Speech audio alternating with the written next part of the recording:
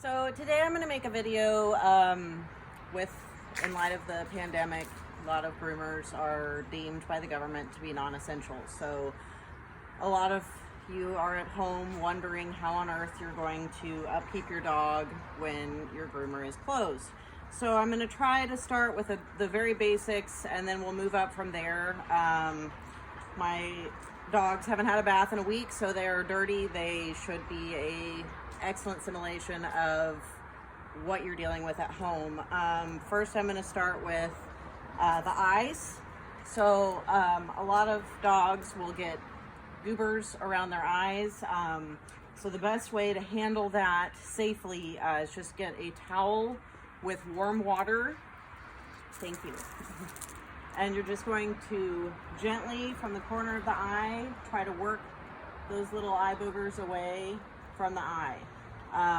That's going to be the easiest way to take care of them safely without putting any chemicals and things like that by their eyes. You don't want to get, shampoo and things like that directly in the eyes, and especially you don't want to put shampoo on this and then leave it on your dog. So if you're unable to bathe your dog, that's going to be the easiest thing to do for the eye boogers. Now, ears.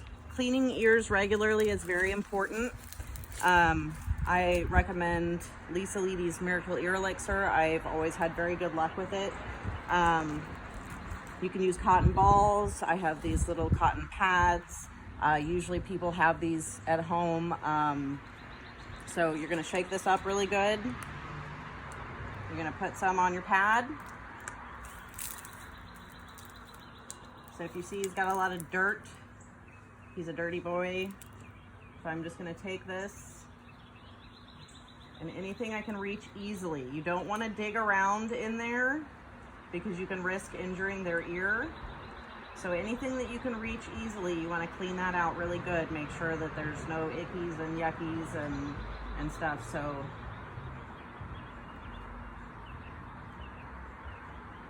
and you want to make sure that you're cleaning their ears very regularly. Once a week is an ideal amount of time. If they have gross ears, if they have like an ear infection forming or something like that and you can't get to your vet, I would definitely clean them more regularly. You don't want to get water down in their ears, so after you bathe them, I would definitely clean out their ears to make sure that you get any water out that might be in their ears.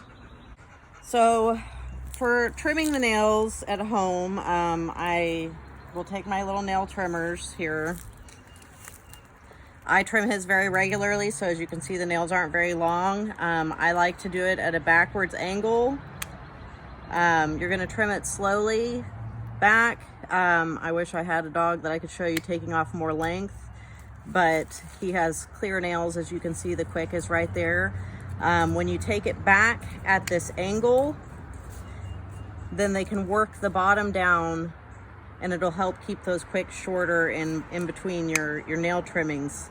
So when you do this, slow is better than taking a whole lot off. If you do not have Quick Stop or something like Quick Stop at home, if you happen to get it too short, you can take flour or cornstarch and, say you got into the quick, you would hold that flour or cornstarch on the end of their toe, above, as high as you can, trying to keep the blood flow from pumping into that foot, and you're going to hold that pressure on there until the bleeding stops.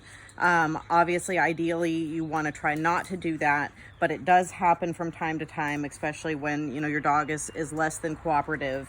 So it's the same thing on the back nails here. I'm cutting back at an angle, the top of the nail.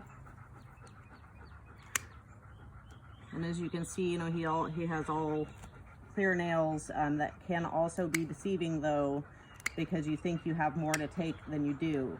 And if you do that regularly, about once a week, then you can just take the tips off and you don't have to worry so much about taking as much length. So now I'm going to show you brushing of a short coat. He has a little bit of length here on his legs and on his head. Obviously his body is really short. So I have this slicker brush. It's a very flat slicker brush. You always want to start at the bottom and you're going to hold the hair up and you're going to work your way down. I'm not pushing hard. You don't want to dig the brush into his skin. It's just a matter of getting through the coat. He does have very thick coat, so you know, it can be deceiving. There can be mats forming at the skin, so you want to make sure after you think that you've got it brushed that you take your comb and you run it through. And if it hangs up, so like say I couldn't get through, then I would take my brush and I would come back through and I would brush through there again until that comb would slide through easily. So then on this up here that's a little bit longer, it's the same thing. I'm gonna hold this up out of the way and then I'm gonna work through the coat. I'm not pushing hard because I don't want to brush burn his skin. It's just a matter of only brushing the coat to the skin, but not hard. Like I could brush my own arm, it doesn't hurt. So then same thing, I'm gonna take the comb, I'm gonna check.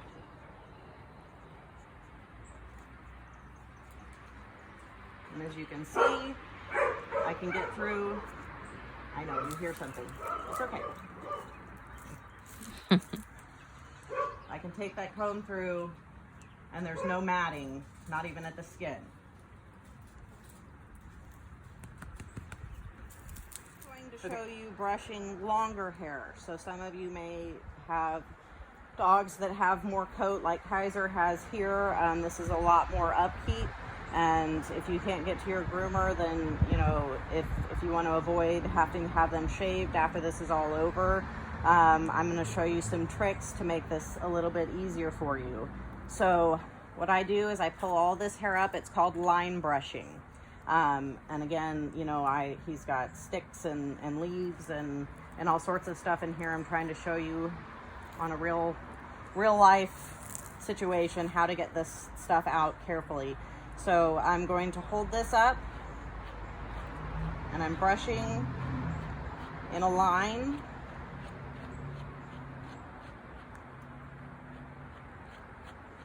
And I'm just going to slowly work up this leg through this coat. And this ensures that I'm getting to the skin.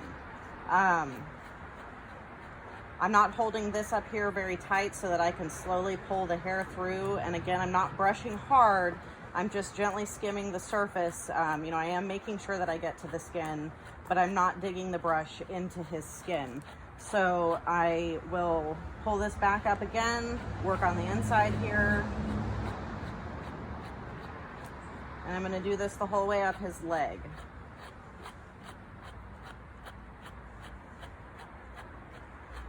If you do reach a mat, like he's got a tiny tangle here that has a leaf or something stuck in it. So what you're going to do if you get a tangle here is you're going to work from the outside in. You're just going to kind of imagine, what if you had a tangle in your hair? How would you want someone to brush that out? So I'm going to work and slowly separate this mat. You'll notice that I tend to keep my hand behind the tangle so that I know for sure that I'm not brushing down into his skin. And I'm just going to work that out.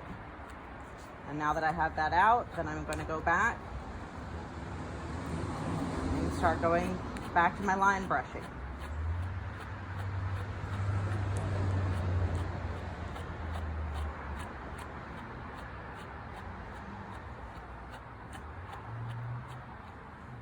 And you'll notice I kind of still, even with this long coat, I start at the ends and then I work down to the skin.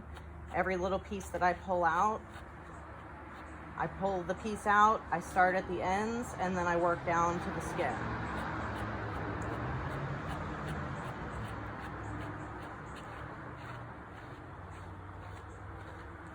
So now that I have this leg, what I think is brushed, I'm going to grab my comb and I'm going to check. And the comb is going through the coat. There's no tangles.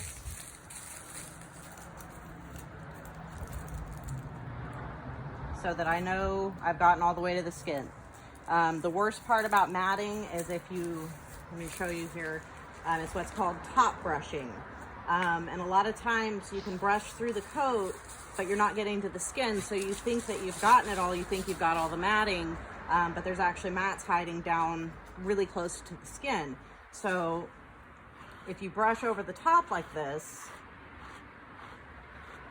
it looks all nice and fluffy, but see, he's not brushed out down to the skin. So that's why it's very important to pull this coat up and get all the way down to the skin. That makes sure you get all the hair and not just the top.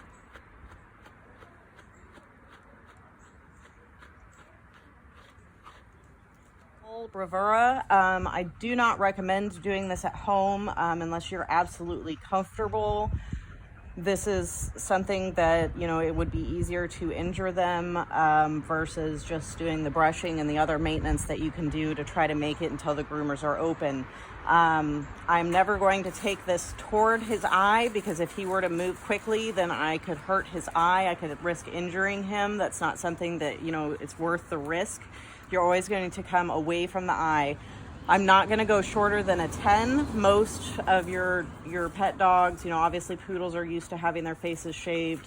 He's a little fuzzy right now, but most dogs, we don't go shorter than a 10 blade around their eyes. So I'm going to come from the corner of his eye and scoop out right where those little eye boogers form.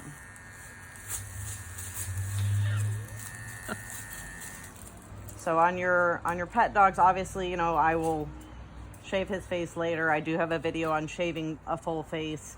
But for today, we're just going over, you know, maintaining your dog in between grooming. And so that's going to help keep your little eyes clean and clear. Again, I don't recommend doing this unless you're absolutely comfortable and the dog is going to be cooperative. It is something, you know, with a blade, it is a little bit more risky. Okay, again, I'm going to be doing a little bit of clipper work, especially on the sanitary areas. You don't want to go shorter than a 10. You risk nicking them or burning them. These are very sensitive places. You want to be very careful. So when shaving their rear, you want to make sure that you go from the center out, from the center up, from the center down, and from the center out. And that's going to get those hairs that will catch the poo. And that's going to help you. If you just go straight down across, you run the risk of nicking that very sensitive area. It's not something you want to risk. And then you're going to come here. For a girl, you would raise their leg and get around. Make sure you get all those hairs. You don't want it to hold the urine and cause an infection or anything like that. He's obviously a boy, but so for his man parts here, we're going to very gently, do not push the clippers hard into their skin. You want to be very gentle and careful.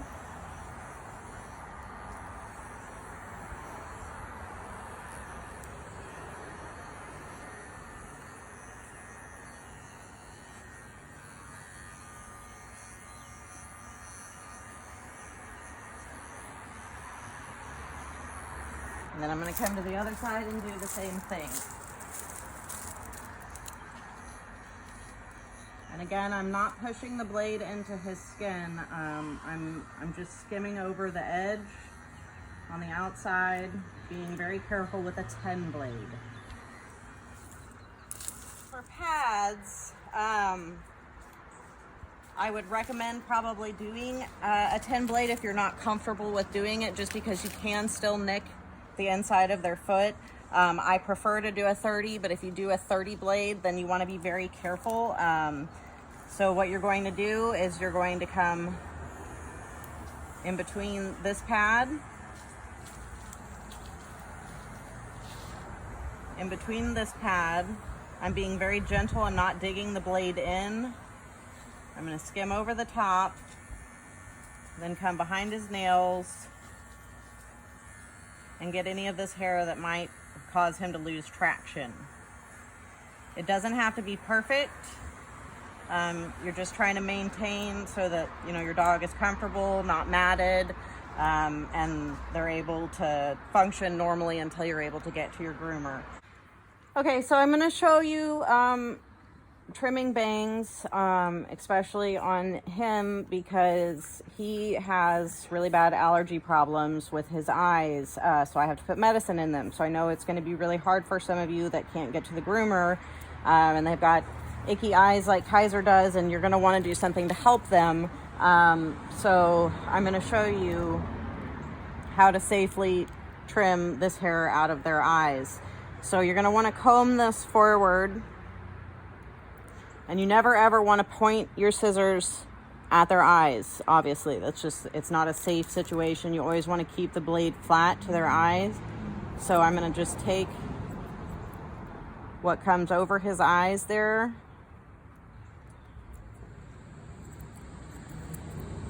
And I'm being very careful not to get really close to his eye,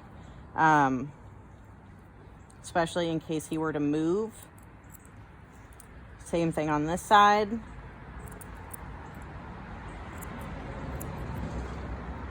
And that's going to keep that hair out of their eye from them getting poked or anything like that. But you don't want to take all of this up here. Your groomer will thank you if you don't. When you finally are able to get back to them, you just want to take what's going to hang down and poke them in the eye.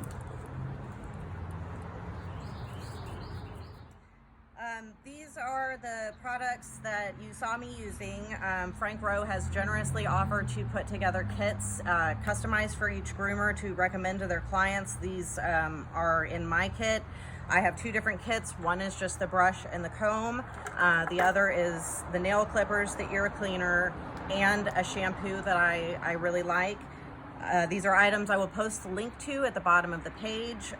I strongly urge you to not cut your own dog and to try to maintain in the ways that I have shown you until you can get to your groomer.